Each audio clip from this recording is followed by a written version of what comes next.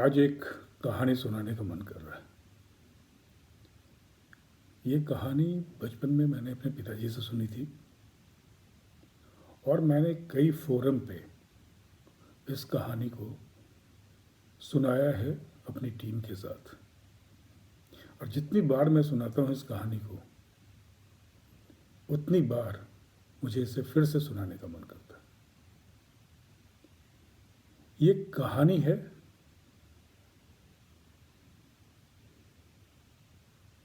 लेकिन मुझे तो लगता है कि ये जीवन की सच्चाई है, इसे जीना चाहिए। ये कहानी हमें सिखाती है कि हम जितना बांटेंगे उतना ही हमें मिलेगा। जितना हम लोगों के साथ जुड़ेंगे, उनके दर्द को समझेंगे, उनके भूख को समझेंगे, उनकी नीड्स को समझेंगे, उतना ही हम आगे बढ़ेंगे, उतनी ही हमारी प्रगति होगी। नदियाँ बहती हैं, अपना पानी अपने पास नहीं रखती, बांटती जाती, धरती की प्यास बुझाती जाती। हवाएं बहती हैं, कितने प्राणी सांस लेके जिंदा रहते हैं। हवाएं ये नहीं सोचती कि हम जो बह रहे हैं वो कोई और भी प्रयोग कर रहा है। सूरज अपनी किरणें बिखेरता है बिना ये सोचे कि उसकी किरणें वेस्ट जा रही हैं, वो प्रयोग नहीं करता उसका। प्रकृति देना जानती है, प्रकृति लेती नहीं हमसे कुछ भी। तो इस कहानी को बेसिकली, जब मैं छोटा बच्चा था तो मेरे घर पे गेस्ट्स बहुत आते थे। मेरे पिताजी की आदत हुआ करती थी, वो सड़क चलते लोगों को बुला लेते थे, चलिए खाना खा लीजिए मेरे यहाँ। और कभी कभी ऐसा भी होता था कि घर में अगर 4 आदमी का खाना बना है तो 2 आदमी एक्स्ट्रा आ गए। जाहिर है कि आपका खाना बंट जाएगा, कोई ना कोई तो भूखा पेट रह ही जाएगा। मैं उस समय तरुणाई की अवस्था में जा रहा था, तो मेरे भीतर आक्रोश बहुत होता था।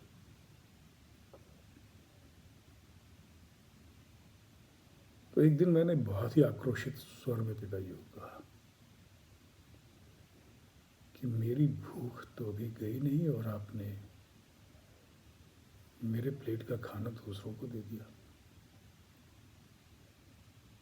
आप जब अपने बच्चों का ख्याल नहीं कर सकते, आपके लिए दुनिया इतनी मायने रखती है? तो उन्होंने मेरी ओर बड़े वात्सल्य भरे भाव से देखा और कहा, मैं तुमसे बाद में कभी बात करूंगा, अभी तुम गुस्से में हो बेटा, बात मेरी समझ नहीं पाओगे। शाम में जब हम थोड़े से खेलने कूदने के बाद अपने सारे गुस्से को ठंडा करने के बाद हम घर वापस आए, तो उन्होंने मुझे बुलाया, अपने पास बिठाया, मेरे माथे पे हाथ रखा और कहा, एक कहानी सुनोगे? और जो उन्होंने वो कहानी मुझे सुनाई, वही मैं आज आप सबको सुना रहा हूँ। उन्होंने कहा, तुमने राजा विक्रमादित्य का तो नाम सुना ही होगा। मैंने कहा, बिल्कुल। वो धार के राजा हुआ करते थे, उनके दरबार में नवरत्न हुआ करते थे। उन्होंने कहा, बिल्कुल, लेकिन वो राजा बने कैसे? हर कोई जन्म से राजा नहीं होता, कोई ना कोई उसका पुनीत कर्तव्य होता है किया हुआ पूर्व जन्म में, जिससे वो इस जन्म में राजा बना। ये प्रश्न उनके मन में आया कि मैं राजा बना कैसे। तो उन्होंने अपने दरबार के सारे नवरत्नों को बुलाया, आइए साहब, हमारे प्रश्न का जवाब दीजिए। कोई उनको सेटिस्फाई कर नहीं पाया, कोई जवाब दे नहीं पाया। तो उन्होंने एक मुनादी करा दी कि जो कोई मेरे प्रश्न का जवाब देगा कि मैं राजा विक्रमादित्य क्यों और कैसे बना, मैं उसे अपना आधा राजपाट दे दूंगा। बहुत लोग आए, राजपाट के लोभ में आए, राजा को देखने आए, बहुत सारे लोग आए, लेकिन कोई भी फिर भी राजा को सेटिस्फाई नहीं कर पाया। विद्वान से विद्वान व्यक्ति, हर प्रश्न का उत्तर जानने वाला व्यक्ति, सब आया, कोई राजा को सेटिस्फाई नहीं कर पाया। राजा विक्रमादित्य अनसेटिस्फाइड रहे, उनके प्रश्न का उत्तर मिला नहीं। ये मुनादी गांव में जब होती रही, हर सप्ताह दोहराई जाती थी, तो एक बालिका थी जो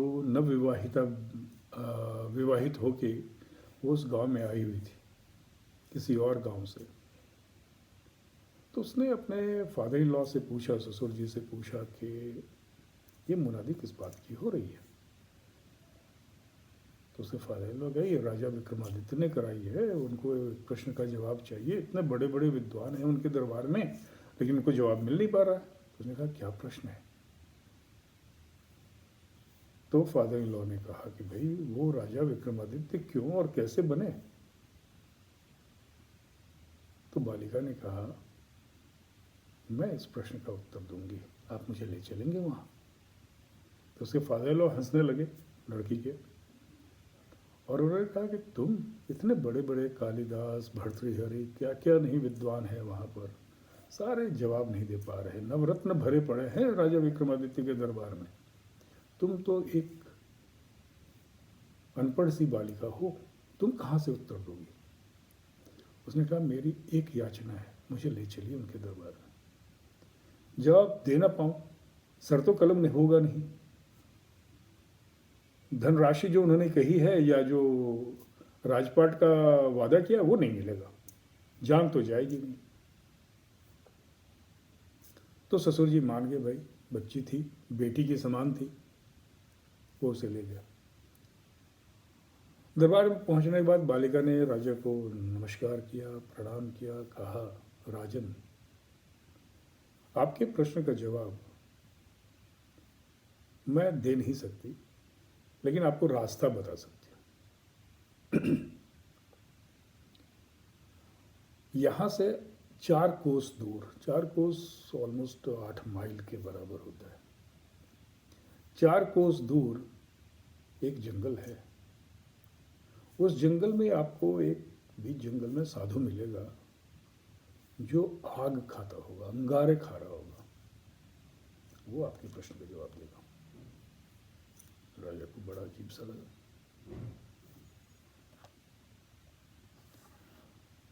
उन्होंने कहा अंगारे खाने वाला साधु 4 कोस दूर जंगल में, और मुझे पता भी नहीं।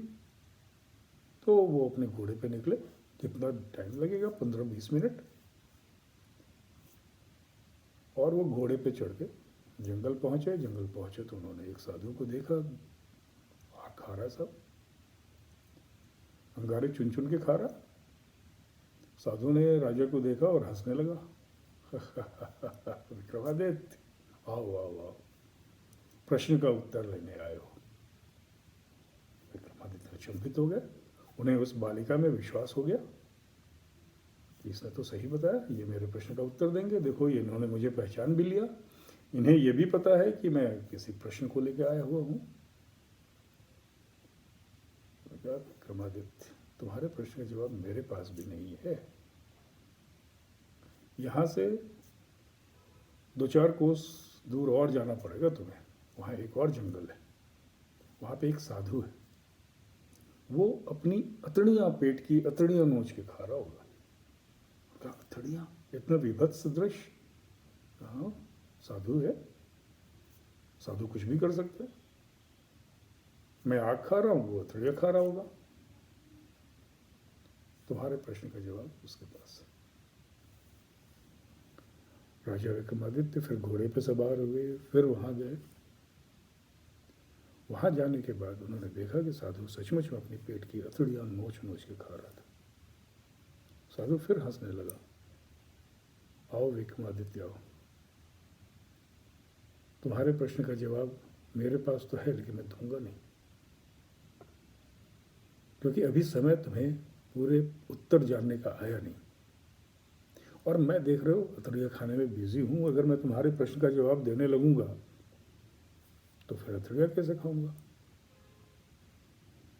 यहाँ से 10 किलोमीटर दूर एक राजा है, एक राज्य है जो तुम्हारे अधीन में नहीं। उस राज्य में जो राजा है उसके यहाँ एक बेटे का जन्म होगा, और वो बेटा जन्म होने के बाद 2 प्रहर ही जिंदा रहेगा। उस 2 प्रहर के बीच अगर तुम पहुंच जाओगे और उसके अपने प्रश्न का जवाब पूछोगे तो वो तुमको अपने प्रश्न का जवाब बताएगा, वरना फिर तुम्हें अपने प्रश्न का जवाब मिलेगा नहीं, क्योंकि 2 प्रहर के बाद फिर वो मर जाएगा। राजा जल्दी से घोड़े पे निकले, उस राज्य पहुंचे। सचमुच वहाँ एक राजा थे जो उनके अधीन नहीं थे, बहुत छोटा सा राज्य था। विक्रमादित्य ने अपनी व्यथा बताई, अपना प्रश्न बताया, अपना सारा एक्सपीरियंस जो 2 साधुओं का था और उस बालिका का था वो बताया। अब राजा के लिए परेशानी, उनको पता था कि उनके यहाँ बच्चा होने वाला है, कल बच्चा होगा, लेकिन बच्चा पैदा होगा, इनको जवाब देगा और मर जाएगा, ये कैसे होगा? लेकिन फिर भी विक्रमादित्य का नाम से तो पूरी धरती कांपती थी, पूरी धरती उनको बहुत अच्छा राजा मानती थी, उनसे डरती थी, आदर देती थी। तो उन्होंने व्यवस्था करा दी और पर्दे लगा दिए गए। राजा इस साइड बैठे, विक्रमादित्य इस साइड बैठे, और जब बच्चे का बर्थ हुआ तो बच्चा रोने के बजाय हंसने लगा और हंसते हंसते कहा, विक्रमादित्य तुम आ गए हो अपने प्रश्न का जवाब लेने, तो सुनो, मेरे पास ज़्यादा समय नहीं है, लेकिन मैं तुम्हारे प्रश्न का जवाब दूंगा। पिछले जन्म में हम 4 भाई हुआ करते थे और हमारी एक बहन थी, तो हम लोग 5 भाई थे, 5 भाई बहन थे। हम जहाँ पे रहते थे वहाँ बहुत बड़ा दुर्भिक्ष आया, अकाल आया, सारे अनाज खत्म हो गए, जानवर मरने लगे, खाने के लिए कुछ नहीं था। ऐसे में बमुश्किल हम 5 भाई बहन ने एक एक रोटी कहीं से प्राप्त की और सब बैठ के एक पेड़ की छांव में हम लोग रोटी खाने का प्रयोजन करने लगे। तभी एक भूखा गरीब ब्राह्मण कहीं से भटकता हुआ आ गया और वो सबसे बड़े भाई के पास गया और उसने कहा, मैं बहुत दिनों से भूखा हूँ, क्या आप मुझे अपनी रोटी देंगे? मेरे भाई ने कहा कि भूख से मेरे पेट में आग लगी हुई है, तुमको अगर मैं ये रोटी दे दूं तो क्या मैं आग खाऊंगा? जंगल में जो पहला साधु तुम्हें मिला ना, वो बड़ा भाई था जो आज भी आग खा रहा है। जब वो दूसरे भाई के पास पहुंचा तो दूसरे भाई ने कहा कि भूख से मेरी अतड़ियाँ मरोड़ी जा रही हैं, अगर मैं आपको ये रोटी दे दूंगा तो क्या अपनी अतड़ियाँ नोच नोच खाऊंगा? जो दूसरा साधु मिला वो अपनी अतड़ियाँ नोच के खा रहा है आज भी, वो हमारा दूसरा भाई था। मेरे पास जब आया तो मैंने कहा, भाई कई दिनों से हम 5 भाई बहन बहुत भूखे हैं, मैं तो रोज लगता था कि अब गया तो तब गया, अब मरा तो तब मरा, तुमको दे दूंगा तो फिर मैं जीऊँगा या मरूंगा मुझे पता नहीं, मैं मर जाऊंगा। तो मैं जीता हूँ और मरता हूँ, मैं तुम्हारा तीसरा भाई था, तुम सबसे छोटे भाई थे, भाइयों में सबसे छोटे थे। तुमने, साधु ने तुमसे कुछ मांगा नहीं, लेकिन तुमने अपने आप सारी रोटी, अपनी एक रोटी उसको दे दी। तुम आज पूरे पृथ्वी के राजा हो गए हो, तुम राजा विक्रमादित्य हो, क्योंकि तुमने बिना मांगे अपनी सारी चीज़ जो उस समय में जो सबसे ज़्यादा इम्पोर्टेंट थी तुम्हारे लिए, वो रोटी, एक रोटी, वो उसको दे दी। तुम्हें एक रोटी देते हुए, ये देखते हुए कि तुम भूखे रह जाओगे, जो हमारी छोटी बहन थी उसने अपनी आधी रोटी तुम्हें दी। तो आज जब तुम वापस जाओगे इस प्रश्न का उत्तर पाने के बाद, तो वो जो बालिका तुम्हें इन सारे चक्रव्यूह को भेदते हुए मुझ तक पहुंचाई है, उसको अपना आधा राज्य बांट दोगे अपनी घोषणा के अनुसार। कहानी यहीं खत्म होती है। हमारे यहाँ एक कहावत है, बांट कुट खाए राजा घर जाए। डिस्ट्रीब्यूट करना सीखिए। अगर आपके पास कुछ है उसे बांटिए। आप कभी खाली नहीं रहेंगे। आपको वापस वो सारी चीज़ें किसी न किसी रूप में मिल जाएंगी। और कुछ मिले न मिले, धन संपत्ति, संतोष, खुशी, ये तो मिलेगी ही मिलेगी। मुझ पर उस कहानी का बहुत असर पड़ा। आज मेरे पिताजी मेरे साथ नहीं हैं, लेकिन मैं ये कहानी भूल नहीं पाता। और मैं ये भूल नहीं पाता हूँ कि मैंने अपने ताउम्र दूसरों के लिए अपने सारे धन, ऐश्वर्य, संपत्ति सब दूसरों के लिए रखे, अपने लिए कुछ भी नहीं। लेकिन उनका जीवन निष्फल नहीं हुआ, यह मुझे पता है। वो कभी दुखी नहीं हुए, यह मुझे पता है। उन्हें कभी कोई ब्लड प्रेशर या डायबिटीज़ या कोई ऐसी बीमारी नहीं थी, यह मुझे पता है। जब तक जिए सुखपूर्वक जिए, संतोषपूर्वक जिए। कोशिश करता हूँ, पता नहीं उनकी तरह बन पाऊँ या ना बन पाऊँ। कहानी इसलिए आप लोगों से शेयर किया कि मुझे अच्छा लगा, मैंने इससे कुछ सीखने की कोशिश की है। तो जो अच्छी बातें सीखता हूँ उसे मैं भी बांटने की कोशिश करता हूँ। नमस्कार।